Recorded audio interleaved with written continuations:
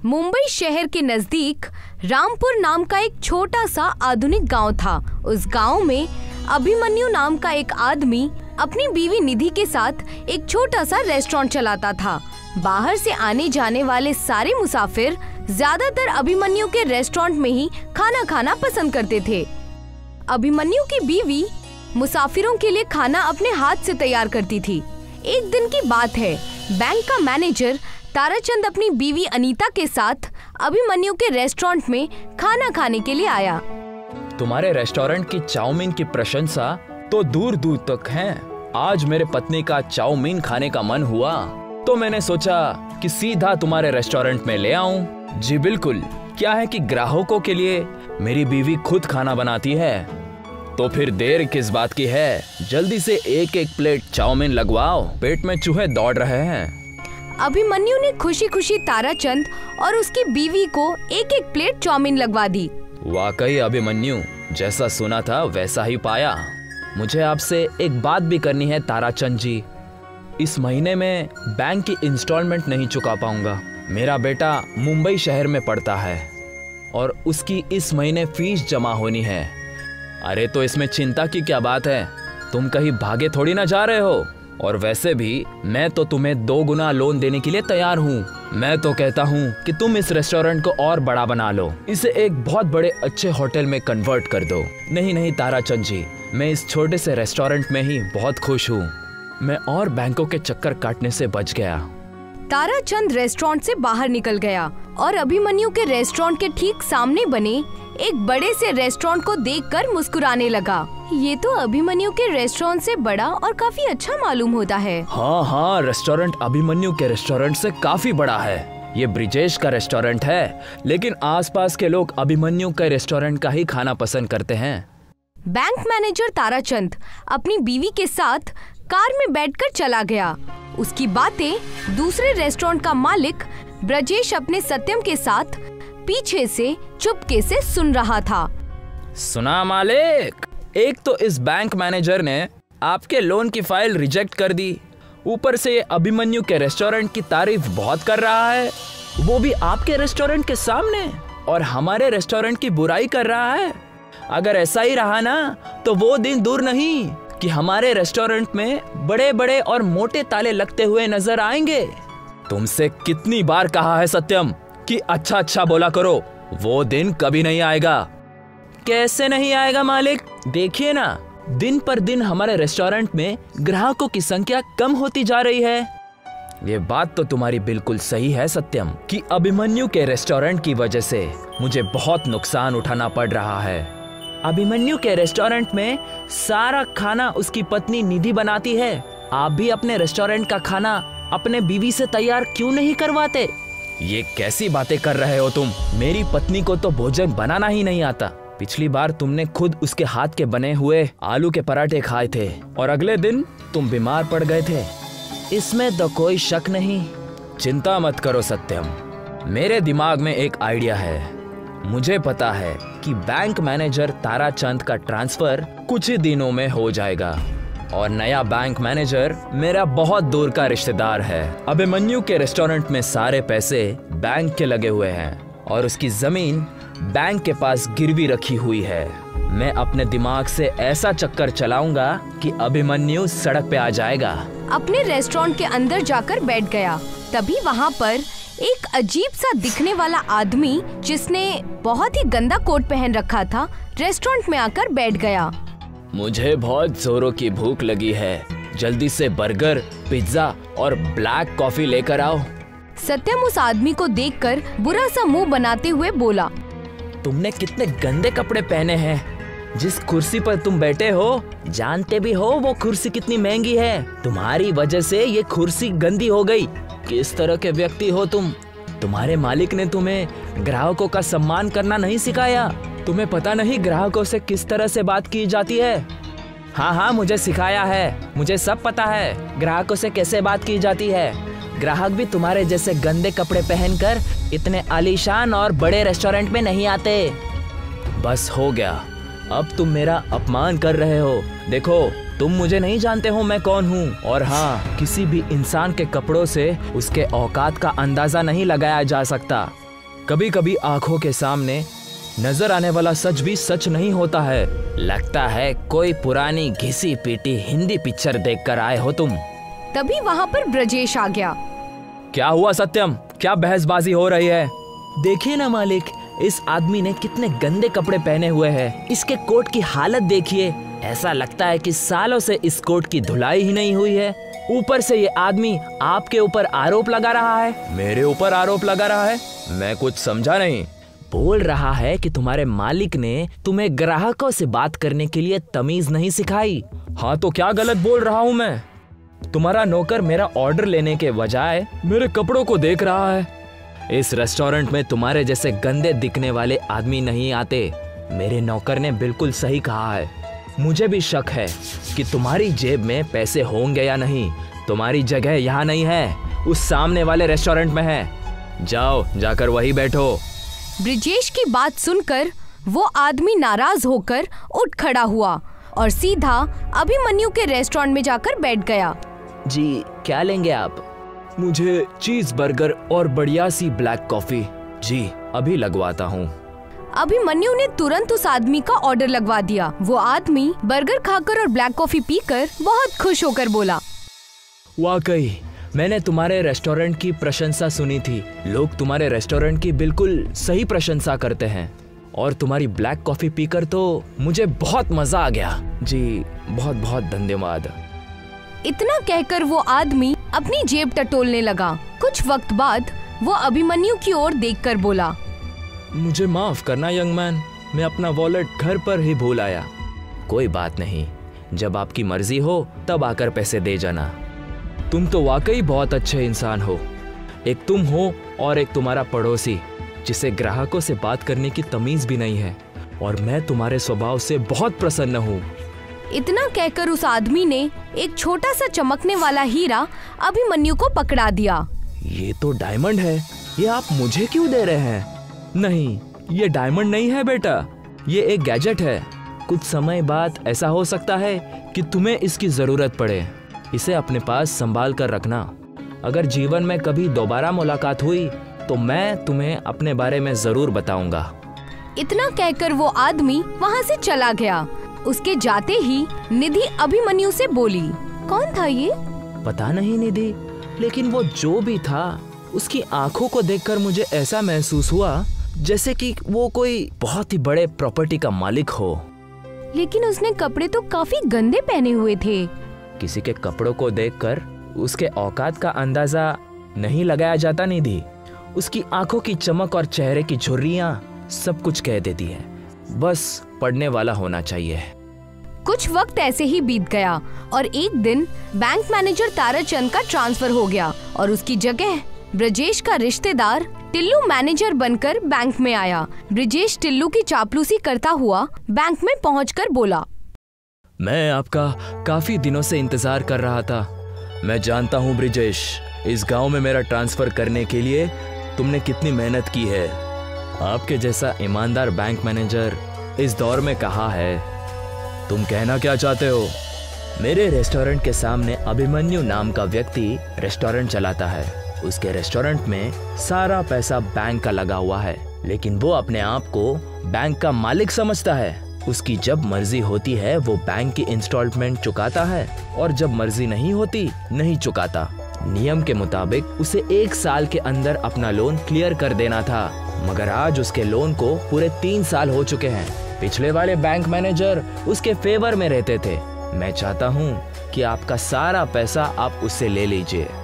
अब तुम्हारा दूर का रिश्तेदार हूँ ब्रजेश, तो तुम्हारे लिए तो इतना कर ही सकता हूँ, लेकिन तुम तो जानते हो कि रिश्तेदारी से ही सब कुछ नहीं होता।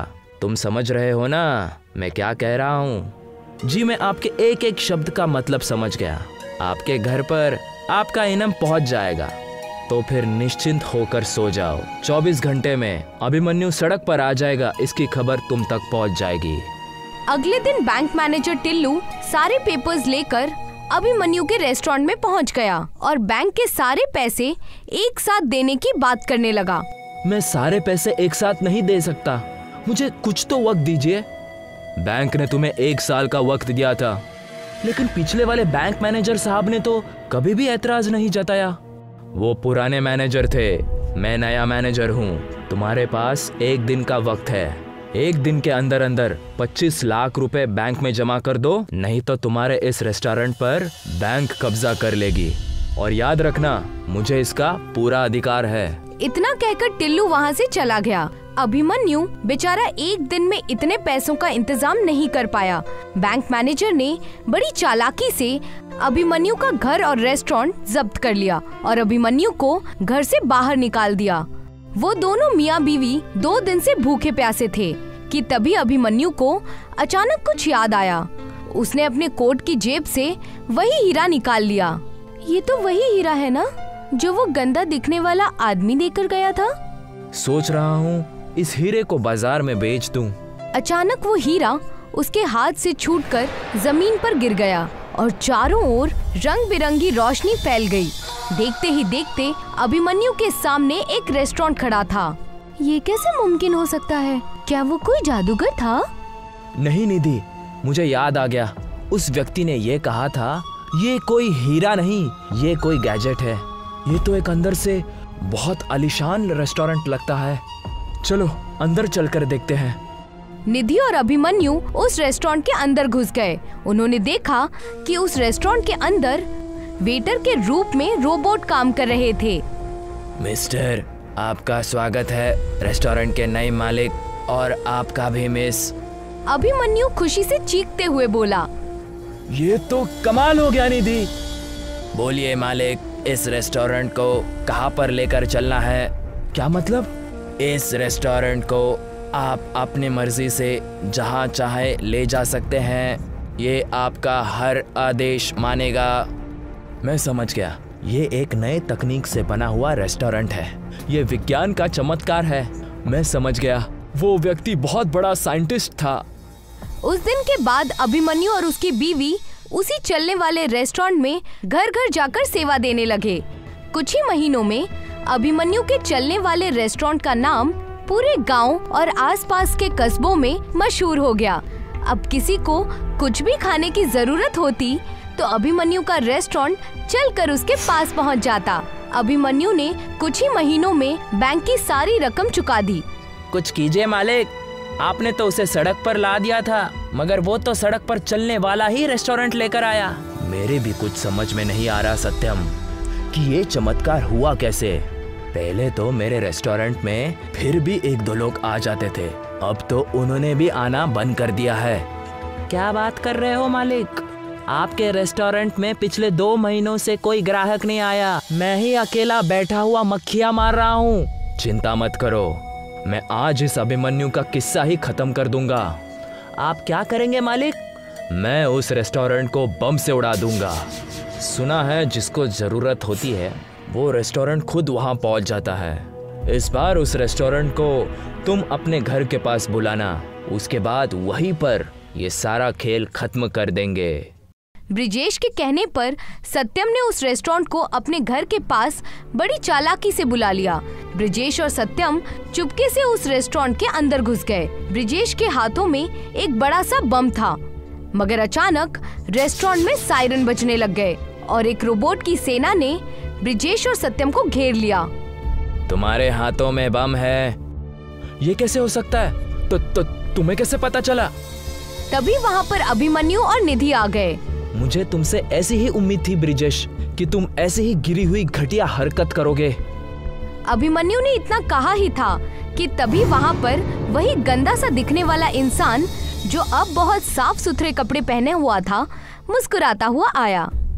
मुझे देखकर तुम लोग इस तरह से हैरान मत हो। मेरा नाम प्रोफेसर हॉकिंग्स है। मैं एक बड़ा साइंटिस्ट हूँ। दरअसल इस चलने वाले रेस्टोरेंट को बनाने में मुझे काफी साल लग गए। उस दिन मैं ये प्रयोग में सफल हो गया था और खुशी के मारे मैं अभिमन्यु के रेस्टोरेंट में कुछ खाने के लिए आया था, मगर बाहर मैंने ब्रिजेश की और उसकी नौकर की बातें चुपके से सुन ली थी। मैं समझ गया कि ये अभिमन्यु के आने वाले वक्त में कोई न कोई समस्या खड़ा कर देंगे। लेकिन तुम चिंता मत करो, ये अब तुम्हारा ही रहेगा। मैं इसके जैसे और भी गैजेट्स बनाऊंगा। पुलिस ने सत्यम और ब्रिजेश को अरेस्ट करके जेल भेज दिया।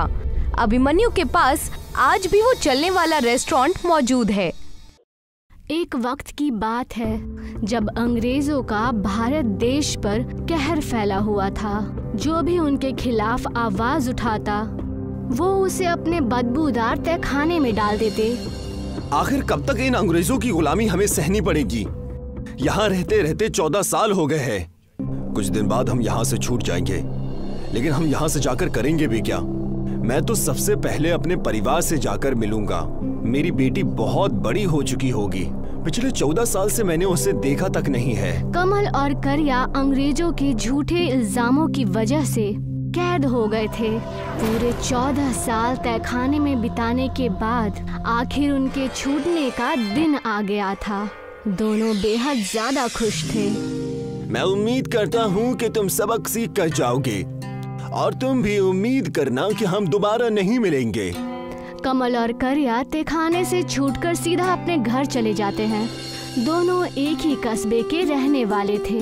कमल अपनी बेटी और परिवार से मिलने के लिए बेहद खुश होता है और जैसे ही घर जाता है वहाँ जाकर देखता है कि वहाँ एक टूटा फूटा मकान है। सुषमा, पायल, कहाँ हो तुम दोनों? देखो मैं आ गया। कुछ देर आवाज लगाने पर भी वहाँ कोई नहीं आया। तब गांव के घुमक्कड़ चाचा जान ने कमल से कहा, कौन हो तुम बेटा और किसे आवाज लगा रहे हो? अरे घुमक्कड़ काका, आप तो बूढ़े हो गए हैं। मुझे पहचाना? मैं कमल, मैं अभी जेल से छूटा हूँ। अरे आओ आओ कमल बेटा आओ। तुम्हारी तबीयत कैसी है? वो सब छोड़िए, मुझे ये बताइए कि मेरी पत्नी और मेरी बेटी कहाँ है? मेरी आंखें उनको देखने के लिए तरस गई हैं। क्या बताऊं बेटा, तुम्हारे जेल जाने के बाद तुम्हारे घर का बुरा हाल था। सुषमा बेचारी लोगों के घरों में जाकर झाड़ू पोछा करती थी और तुम्हारी बेटी पढ़ाई के लिए तरस रही है। मालिक ने हमारे परिवार का बहुत बुरा हाल किया है। मैं क्या करूं जिससे मेरा परिवार सही सलामत रहे? लेकिन ये दोनों है कहाँ? तुम्हारी बेटी और बेगम हमारे गांव के उस जंगल के पास रहते हैं। आजकल सुषमा वहां लकड़ियां काटकर अपना घर चला रही है। जाओ जाकर मिल लो। चाचा जान की बात सुनते ही वो अपने परिवार से मिलने के लिए जंगल की तरफ चला गया। वहां जाकर अपने परिवार को बुरे हालातों में देखकर उसके आंखों से आंसू बहने लगे। सुषमा, देखो मैं आ गया। चलो घर चलते हैं। अब आए हैं आप? जब हमारा परिवार ही नहीं बचा, मुझे क्या करेंगे उस घर में ले जाकर? वहाँ ना तो कुछ खाने को है और ना ही रहने जैसा कुछ बचा है। तुम उसकी चिंता मत करो और मेरे साथ चलो और पायल को भी साथ ले लो। नहीं अब्बूजान, मुझे तो आपको अब्बूजान कहने में भी शर्म आ रही है। सबने ताने मार मार के ये हालत कर दी है हमारी। अब आप मुझसे तभी मिलने आना जब आप काबिल बन जाना। कमल अपने परिवार को बिखरता हुआ देख चुका था। वो वहाँ से चुपचाप मायूस होकर वहाँ से चला जाता है और ये सारी बातें करिया को बताता है। मैं जानता हूँ दोस्त, हम अपने देश के लिए जेल गए और देश आज हमारा ये हाल कर रहा है। क्यों ना हम नौकरी ढूंढे? कहीं ना कहीं कोई ना कोई छोटा मोटा तो काम मिल ही जाएगा। कमल और करिया कई जगह काम मांगने जाते हैं, लेकिन उनके तहखाने जाने की वजह से कोई भी उन्हें काम नहीं देता। पूरा कस्बा गांव सब छान मारा, कहीं कोई काम नहीं है। चलो वहाँ देखें, वहाँ एक खाने का होटल नजर आ रहा है। जाकर देखते हैं, कहीं वहाँ कुछ काम वाम मिल जाए। कमल और करिया वहाँ जाकर काम मांगने की कोशिश करते हैं। तब वहाँ की मालकिन उनसे कहती है, चले जाओ यहाँ से। तुम चोरों का क्या भरोसा? कहीं मेरे यहाँ ही डाका डाल दिया तो? चले जाओ यहाँ से। करिया और कमल वहाँ से भी निराश होकर चले जाते हैं। कई दिनों तक कोशिश करने के बाद भी उनके हाथ कुछ नहीं लगता। तब कमल कहता है, ये सब उस जेल की वजह से हुआ है। ना हम जेल जाते ना ये सब होता। तो चलो उसी जेल के पास। कमल और करिया उस तहखाने के पास जाते हैं जहाँ वो 14 साल से रह रहे थे और वहाँ जाकर उसी अंग्रेज जेलर से कहते हैं, तुमने हमें बेमतलब के 14 साल जेल में रखा, जिस वजह से ना तो हमारे पास काम है और ना ही खाना। और हमारा परिवार तो हमसे मिलने से भी डर रहा है। तुम जैसे 2 कौड़ी के कैदी फिर से जेल में आ गए, तो तुम क्या चाहते हो? तो तुम्हें हम और क्या दे? आप हमें काम दीजिए और क्या, नहीं तो तुम्हारी खैर नहीं। मैं तंग आ गया हूँ तुम जैसे से मिल कर। हमेशा तुम्हारे जैसे कैदी यहाँ आकर काम की भीख मांगते हैं। क्या कहा? हमारे जैसे और है? क्या तुम बता सकते हो वो कहाँ मिलेंगे? खुद जाकर देख लो, मैं तुम्हारा नौकर नहीं हूँ। कमल और करिया सारे बेरोजगार तहखाने के कैदियों को ढूंढने लगे। देखते ही देखते कई सारे कैदी जमा हो जाते हैं। कमल उनसे कहता है, हम सबके पास कुछ काम नहीं है, लेकिन अगर हम मिलकर कुछ काम करें तो हमारे पास बहुत सारा काम आ जाएगा। लेकिन कमल भाई, हम करेंगे भी क्या? ना तो हमें कुछ आता है और ना ही कुछ सामान है करने के लिए। बिल्कुल, हमें तो आवाम ने भी ठुकरा दिया है। इन सब के बीच अब नया क्या करे? तुम सब बस खाना खाना जानते हो क्या? उसके अलावा कुछ भी नहीं। लानत है तुम सब पर। लेकिन ये खाना बनाना भी जानता है। खाने पीने से याद आया कि हम एक होटल खोल सकते हैं, जिससे हम सब लोगों को खाना खिलाकर पैसे कमा सकते हैं। नहीं, ये सब मत करना, मैं राजी नहीं हूँ। कमल भाई, हम कुछ राशन उधार लेकर अपना होटल खोल सकते हैं। हमें बस अच्छी जगह की तलाश है। जगह की चिंता मत करो, मेरे गांव का घर किस दिन काम आएगा। हम कल ही वहाँ पर जेल होटल खोलेंगे। सारे जेल के भाई लोग मिलकर उस होटल को चलाएंगे। करिया और कमल ने मिलकर कमल के घर को तहखाने जैसे रेस्टोरेंट में तब्दील कर दिया, जो गांव के बिल्कुल पास में ही था। सारे कैदी अलग अलग कस्बों में जाकर अपने रेस्टोरेंट का प्रचार करने लगे। देखते ही देखते कुछ वक्त बीत चुके थे। कमल का रेस्टोरेंट चलने लगा था। कमल और उसके साथी कैदियों की मेहनत रंग ला रही थी। भाईजान, क्या आप मुझे मक्के का पराठा और सरसों की सब्जी देंगे? हाँ बिल्कुल, मिलेगा ना। आप वहाँ जाकर टेबल पर बैठ जाइए। तहखाने जैसा रेस्टोरेंट है, इसका मतलब ये नहीं कि तुम हमें वहाँ जैसा ही खाना दो। याद रखना, मैं बेहद खतरनाक हूँ। एक तरफ सारे कैदी बेहद खुश थे कि अपनी सजा काटने के बाद यही एक वक्त था जहाँ वो अपने परिवार से फिर से जुड़ने लगे थे। कमल का परिवार भी उसके रेस्टोरेंट में आकर मेहनत करने लगा था। लेकिन दूसरी तरफ तहखाने के जेलर को कैदियों के इस व्यापार के बारे में पता चल गया था। मैंने सुना है कि जेल से छूटे हुए कैदी कुछ हलचल कर रहे हैं। क्या करे मालिक, इन्हें फिर से अंदर कर दे। हमें इनकी गुलामी ही चाहिए। इन्हें मिलावट का खाना बनाने के जुर्म में गिरफ्तार कर लो। और वैसा ही हुआ। जेलर और उसके सिपाही अगले दिन ही कमल के रेस्टोरेंट में पहुंचकर उनको मिलावट का सामान बेचने के जुर्म में गिरफ्तार करने आ जाते हैं। मैं तुम सबको नकली जहरीला खाना बनाने के इल्जाम में गिरफ्तार करता हूँ। तुम 2 कौड़ी के लोग जेल में ही रहना डिजर्व करते हो, ना कि जेल के बाहर। और जैसे ही अंग्रेज जेलर और उनके सिपाही उन्हें गिरफ्तार करने लगे, सारे कस्बे वाले इकट्ठा हो गए और उनसे कहने लगे, तुम सब यहाँ से चले जाओ, वरना तुम्हारी खैर नहीं। हम तुम्हें कहीं का नहीं छोड़ेंगे, वरना मुझे तुम्हें गिरफ्तार करना पड़ेगा। अंग्रेज के इतना कहते ही घुम्मट चाचा जान ने अपने थैले में रखा अगरबत्ती का पाक राख निकालते हैं और उनसे कहने लगते हैं, ये मेरे हाथ में जो जादुई अगरबत्ती का राख दिख रहा है ना, ये जादुई है। अगर इसे मैंने तुम्हारे ऊपर डाल दिया तो तुम्हारा जीना हराम हो जाएगा। मैं सब अंधविश्वासों को नहीं मानता।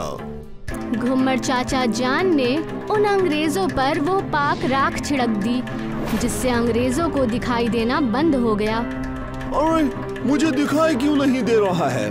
ओह माय गॉड, मुझे दिखाई क्यों नहीं दे रहा है? मुझे माफ कर दो, मैं ये गलती दोबारा नहीं करूँगा। अभी सिर्फ दिखाई देना बंद हुआ है, चले जाओ वरना सब बंद हो जाएगा। घुम्मट चाचा जान के पाक राख ने कमल के रेस्टोरेंट को बचा लिया। सारे कस्बे वालों ने एक साथ मिलकर अंग्रेजों का सामना किया और उन्हें अपने कस्बे से मार भगाया। पवन और सोनू 2 सगे भाई थे।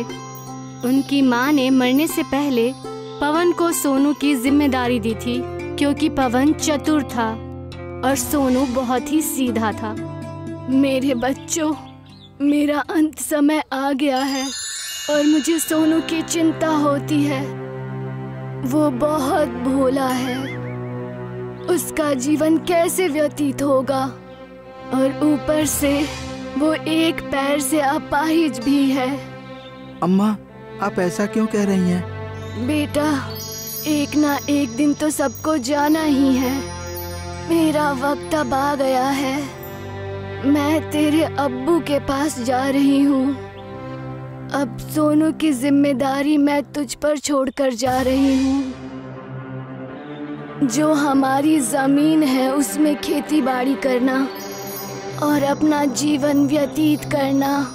सोनू का ख्याल रखना। ये कहकर सोनू के माँ की मृत्यु हो जाती है। सोनू को बहुत दुख होता है। पवन को अम्मी के जाने का दुख तो होता ही है, परंतु उसे बहुत खुशी भी होती है कि उसके पास जमीन का एक छोटा सा टुकड़ा आ गया है और अब वो अपने जीवन को बहुत अच्छी तरह से व्यतीत करेगा। अम्मा गई तो गई, मगर अपनी सारी जिम्मेदारी मुझे देकर चली गई। इस अपाहिज सोनू को मैं कब तक ढोता रहूंगा? मेरा भी परिवार होगा, मेरे भी बीवी बच्चे होंगे, तो क्या मैं जिंदगी भर इस अपाहिज सोनू को अपने साथ रखूंगा? नहीं, मैं ऐसा नहीं होने दूंगा।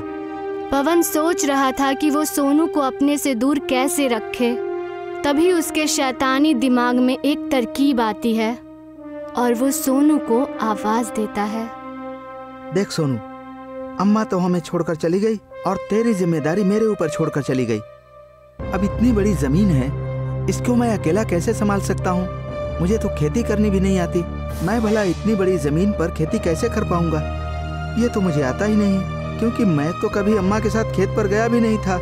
पूरा दिन तू ही तो उनके साथ खेत पर जाया करता था। माँ मुझे खेती करने ही नहीं देती थी, बस पढ़ाई करने को कहती रहती थी। भैया, आप फिक्र क्यों करते हैं? मैं पूरी जमीन संभाल लूंगा। आप अपनी तालीम पर ध्यान दीजिए।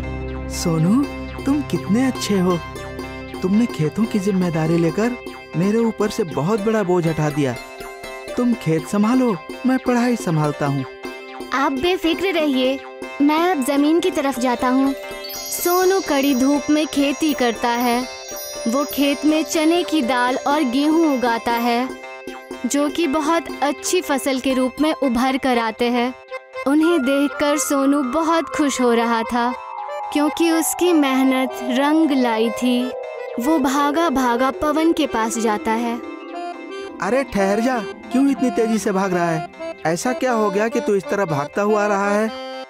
वैसे तो तू चल भी नहीं पाता, लेकिन अब हवा से बातें कर रहा है तू।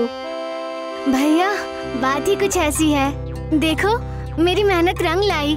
गेहूं की बालियां कितनी अच्छी हुई हैं। हवा में ऐसे लहरा रही हैं जैसे सोना। चने की दाल और गेहूं बहुत अच्छे हुए हैं इस बार। अच्छा, क्या बात है? पवन जब खेत में गेहूं और चने की दाल देखता है तो उसे बहुत खुशी होती है और उसके मन में लालच आ जाता है। अगर ये सोनू यहाँ पर रहेगा तो मुझे इसे आधा हिस्सा देना पड़ेगा। मैं इसे थोड़ा सा चना और गेहूं देकर इसको रफा दफा कर देता हूँ। देख सोनू, तूने मेहनत की, ये बहुत अच्छी बात है, मगर मैं कब तक तेरा बोझ उठाऊंगा? तू अपने हिस्से के चने और गेहूं लेकर अब मेरा पीछा छोड़ दे। भैया, आप ऐसे क्यों कह रहे हैं? अम्मी ने आपको और मुझे साथ रहने को कहा था। अम्मा इस दुनिया में अब नहीं है, इसलिए अब तू भी मेरी जिंदगी से रफा दफा हो जा। पवन सोनू को धक्के मारकर भगा देता है।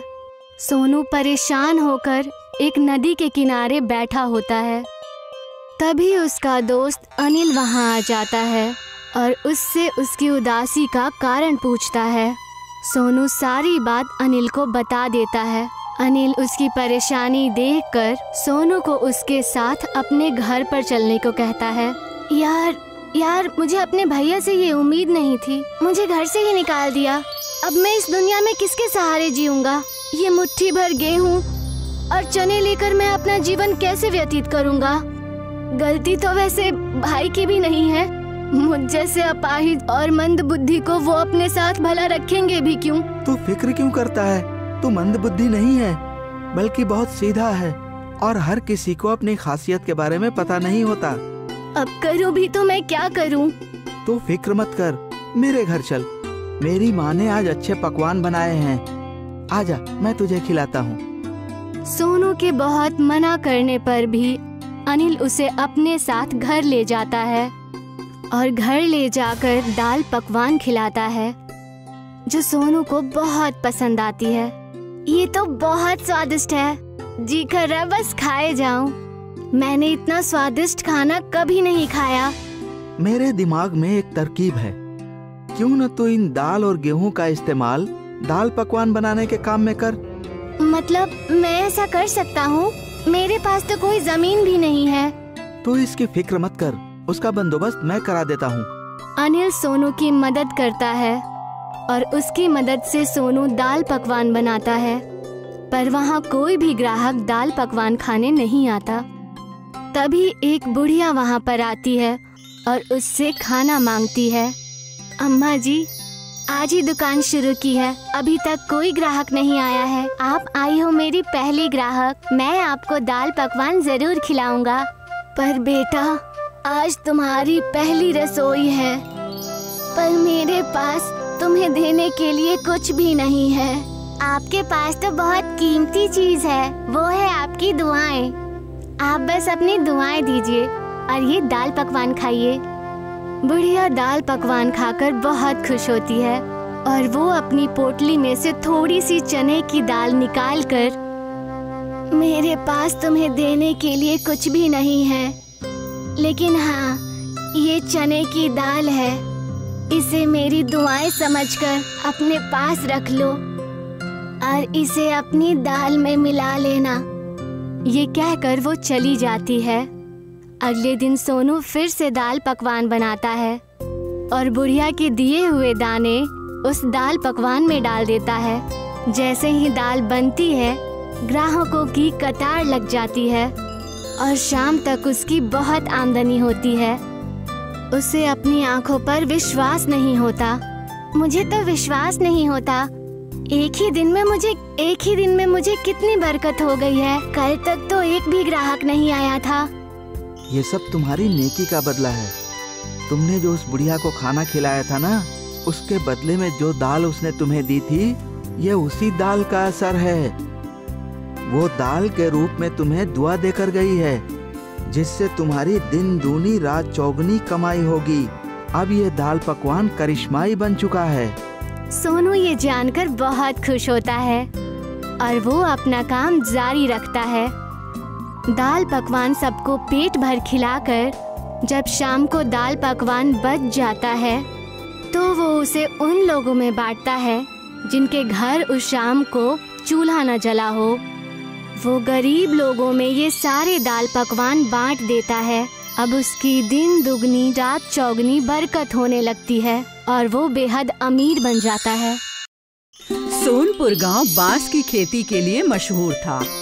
वहाँ पर सालों से बांस की बहुत अच्छी खेती होती थी। दिनेश का भी एक छोटा सा बांस का खेत था। उसका बेटा राजेश भी उसके साथ काम करता था। अरे राजेश, हमारे लिए जो बम्बुओं का ऑर्डर आया था, क्या तुमने उसे रुखसत करवा दिया है? अरे हाँ अब्बू, मैंने तो कल शाम को उसे रुखसत करवा दिया था। अगर सही वक्त पर उनका सामान पहुंच जाएगा तो हमारे पैसे भी जल्दी हमारे पास पहुंच जाएंगे। शाम हो जाती है और दिनेश के घर के बाहर बांस से लदा हुआ एक ट्रक खड़ा होता है। क्या हुआ? ये ट्रक वापस कैसे आ गया? इसे तो वहाँ उतार कर पैसे लेकर के आना चाहिए था। दिनेश अंदर से राजेश को बुलाता है। राजेश अंदर से आता है। वो बहुत दुखी लग रहा होता है। राजेश, इधर देखो, ये ट्रक तो वापस लौट आया। अरे हाँ अब्बू, मुझे पता था। मुझे शहर से बम्बू फरोख्त करने वालों का फोन आया था। उन्हें हमारे से कम पैसे में कहीं बम्बू मिल रहा है, इसीलिए अब वो हमसे फरोख्त नहीं करेंगे। पर वो बिना इत्तला दिए ऐसे कैसे कर सकते हैं? हमें पैसों की कितनी जरूरत है। अब हम इतने सारे बम्बुओं का करेंगे क्या? तुम उनसे कहो कि वो हमसे बम्बुओं को कम पैसों में फरोख्त कर लें। पर अब्बू, मैंने उनसे गुफ्तगू की, पर वो किसी भी वजह से हमारे बम्बुओं को फरोख्त नहीं करना चाहते। और मैंने उन्हें ये भी कहा कि मैं उन्हें आधी कीमत पर बम्बुओं को बेच दूंगा, पर वो माने ही नहीं। दिनेश और राजेश को इस धंधे से बहुत उम्मीद थी। कुछ दिनों से उनका कारोबार वैसे भी ठीक नहीं चल रहा था। और अब इतने बड़े ऑर्डर के वापस आ जाने से उनको धंधे में बहुत बड़ा नुकसान हो गया था। एक दिन राजेश दिनेश के पास जाता है और कहता है, अरे अब्बू आप बिल्कुल फिक्र मत करो, मैंने सोच लिया कि अब हम इतने सारे बम्बुओं का करेंगे क्या। अच्छा बताओ क्या करोगे? मुझे तो कोई रास्ता नजर नहीं आ रहा। मैंने तो अपने सारे दोस्तों से मदद मांगने के बारे में भी सोच लिया, पर कोई भी हमारी मदद करने को तैयार नहीं। सबकी माली हालत बहुत ही खराब है। बाजार में बम्बुओं की कीमत भी कम होती जा रही है। इसीलिए अब्बू हमने इस बात पर गौर किया कि आज से हम बम्बुओं का कारोबार नहीं करेंगे। अरे तो फिर हमारे पास बचा ही क्या? हम और क्या कर पाएंगे? अरे अब्बू हम पिज्जा बनाएंगे। क्या पिज्जा? वो कैसे? अब्बू शहर से मेरे एक दोस्त का फोन आया था। जब हमने उसे अपने हालात बताए तो उसने मुझे एक बहुत ही अच्छी तरकीब बताई। शहर में पिज्जा की बहुत ही मांग है, अलग अलग तरह के पिज्जे बनते हैं। उसमें से जवानों का एक पसंदीदा चीज है बम्बू पिज्जा। उसमें बम्बुओं को अंदर से खोखला करके पिज्जा बना दिया जाता है। हम भी बम्बू पिज्जा का कारोबार शुरू कर देते। पर बेटा हमें तो ऐसे कारोबार के बारे में जरा भी मालूमात नहीं है। अरे अब्बू आप फिक्र मत करो, अरे मेरे दोस्त ने कहा है वो हमारी हर तरह से मदद करेगा। राजेश दिनेश के साथ मिलकर बम्बू से पिज्जा बनाने की सारी तैयारी करता है और फिर धीरे धीरे बांस पर पिज्जा बनाना सीख जाते हैं। उसके बाद वो तय करता है कि वो एक दुकान बनाएगा। राजेश और दिनेश मिलकर बांस से एक छोटा सा होटल बनाते हैं और उस होटल के दरवाजे से लेकर खिड़कियां, टेबल, कुर्सी सब कुछ बांस का बना होता है। शुरू में तो उनके होटल में कोई नहीं आता है, पर एक दिन कॉलेज के 2 लड़के उनके होटल में आते हैं। अरे भाई बहुत सुरेश, कितना ही बेहतरीन होटल है। ये तो पूरा बांस से बना हुआ है और इसमें लिखा हुआ हमारी स्पेशलिटी है बम्बू पिज्जा। तो दुरुस्त है, चलो हम भी बम्बू पिज्जा को ट्राई करके देखते हैं। हाँ दुरुस्त कहा, मैं उसे ऑर्डर देता हूँ। वो दोनों बांस पर बने पिज्जा यानी बम्बू पिज्जा का ऑर्डर करते हैं। अरे विवेक, तूने गौर किया कि यहाँ पर सारे कुर्सी टेबल भी बम्बू के ही बने हुए हैं और देख बम्बुओं से सजावट भी कितनी अच्छी की है यार। आज प्लास्टिक के जमाने में ये इको फ्रेंडली होटल तो बहुत ही बेहतरीन है। हम सब लोगों को ऐसी ही चीजों का इस्तेमाल करना चाहिए। मैं इस होटल के मालिक से बात करता हूँ कि उन्हें ऐसा होटल बनाने का तरीका कहाँ से आया। विवेक और सुरेश दिनेश को बुलाकर उससे सवाल पूछते हैं। अरे यकीनन आपका होटल बहुत ही खूबसूरत है, आपने ये सब कैसे किया? दिनेश उन दोनों को अपनी पूरी दास्तां बताता है। विवेक और सुरेश उससे बहुत मुतासिर होते हैं। क्या आपका कारोबार ठीक चल रहा है? क्या आप मुनाफा पा रहे हैं? यकीनन अभी तो हम मुनाफे में बिल्कुल नहीं हैं, पर यकीन करता हूँ कि आगे चलकर मुझे इससे फायदा बहुत जरूर होगा। हाँ, आप सब में से अलग हैं, आपको मुनाफा जरूर होगा। हम भी आपकी मदद करना चाहते हैं। हमारा एक YouTube चैनल है जिनमें हम अलग अलग चीजों को डालते हैं। अगर आपकी इजाजत हो तो हम अपने YouTube चैनल पर आपकी इस होटल के बारे में जानकारी देना चाहते हैं और Instagram पर भी। इस तरह से और भी लोगों को और कॉलेज के स्टूडेंट्स को आपके होटल के बारे में जानकारी मिलेगी और आप बहुत मशहूर हो जाएंगे। सुरेश और विवेक बांस पर बना पिज्जा खाते हैं। वो पिज्जा उन्हें बहुत लजीज लगता है और वो लोग अपने दोस्तों के लिए बहुत सारा पिज्जा पैक करवा लेते हैं। उसके बाद अगले दिन वो अपने सारे दोस्तों को लेकर उसके होटल का अच्छा सा वीडियो बनाते हैं और बांस पर बनने वाले पिज्जा की रेसिपी भी शूट करते हैं। उसके बाद वो उसे अपने YouTube चैनल पर डालते हैं। भाई तुम लोग हमारी मदद करने की कोशिश कर रहे हो और मैं इसके लिए आप दोनों का बहुत बहुत शुक्रगुजार हूँ। अरे नहीं अंकल, ऐसी चीजों को तो मशहूर करना ही चाहिए। आज के जमाने में हम नौजवानों को इको फ्रेंडली और आबो हवा को नुकसान ना पहुंचाने वाली चीजों की ही बहुत जरूरत है। इन वीडियो से हमें जो भी फायदा होगा वो हम आपको दे देंगे। अरे विवेक देखो, बम्बू पिज्जा की रेसिपी पे तो 1 लाख लोगों के व्यूज आ गए हैं दोस्त। 10,000 लाइक और 1000 कमेंट भी हैं। ये तो हमारी YouTube चैनल की सबसे मशहूर वीडियो बन गई है और अब इस इको फ्रेंडली होटल के बारे में बहुत सारे लोग जान जाएंगे। अंकल अब आप मशहूर होने वाले हो। इस तरह से उन दोनों द्वारा शुरू किया गया बांस से बना पिज्जा वाला होटल फेमस हो जाता है। फिर वो धीरे धीरे दूसरे शहरों में भी अपनी शाखाएं खोलते हैं और इस तरह से बांस पर बने इको फ्रेंडली पिज्जा को पूरे देश में मशहूर कर देते हैं।